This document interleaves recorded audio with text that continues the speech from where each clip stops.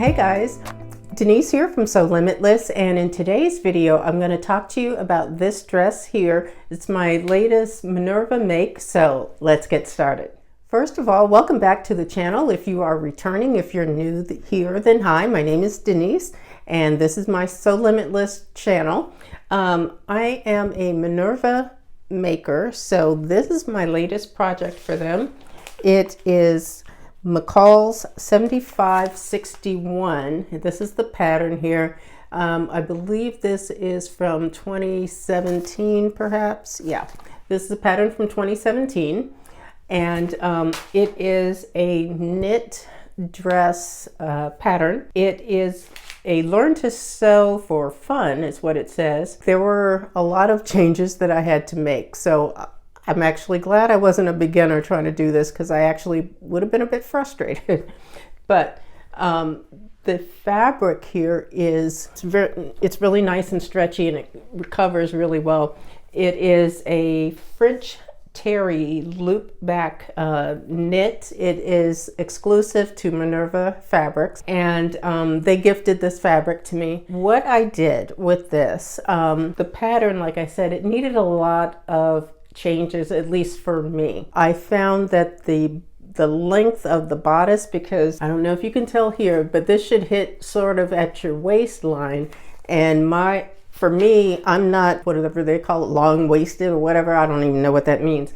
I am not, but this was about 3 inches too short. So I did lengthen the bodice, and I actually widened it because it really comes down pretty narrow.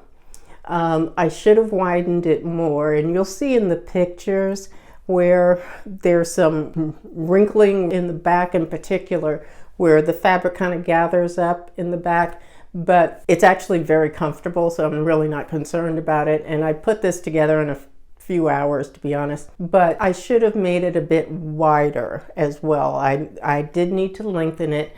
I lengthened it by 4 inches because I was trying to take into consideration the seam allowance.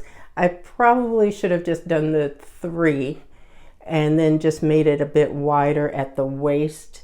I think that would have helped the fit quite a bit. I made the version A, which is the picture here, but what I also did is I made the dress longer by about 5 inches, because I didn't want it hits above, the shorter version hits above the knee. I wanted mine longer below the knee, but I didn't want to do the maxi length. So I did lengthen it, and I'm 5'5", so I lengthened it by 5 inches. And that, for me, that length was perfect. So that ended up being really, really good. The hem is about 1 inch hem on it. So lengthwise, that was perfect. Also, another change that I added was I put in a neck band here. Now, the pattern does not call for that. I believe you're just supposed to turn under, just do a hem. But I did not do that. I felt that when I put it on, it was a little bit lower than what I wanted. So I figured with adding the neck band, it would raise it up another inch, which was actually perfect. So I did the neck band, the width of the band was about 2 inches when I cut it, and I added that on, like I said. Then that gave it an extra inch in the neck. So for me, that was a good thing, and it gives it a nicer finish on the edge. So that was another change that I made. Now, one of the biggest issues that I had with this pattern, especially for a beginner, I'm not a beginner, but there's no measurement, not on the pattern envelope as far as finished garment, and there were no measurements on the pattern pieces, which I found very odd. And I even checked on the instruction sheet, and I did not see measurements on that either. Now, it seems to me that if you are a beginner sewer, you need to know what size you're going to end up with when you're done. Like, it helps you to decide what size you actually want to cut out and make. So there were no measurements. So I went ahead. The pattern that I have runs from large to extra large.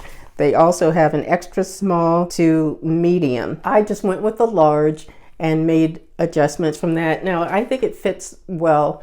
A thing that I would change in the future would be to just that sleeve pattern just a little bit wider. I found this to be very oddly drafted. Let me just put it that way. But I did have to make a lot of adjustments to this. The last time I made a pattern similar to this, I also had to do the same types of adjustments. I had to make the arms wider because I don't like things really tight, and I found it was unnecessary. Now it fits because this fabric is very nice.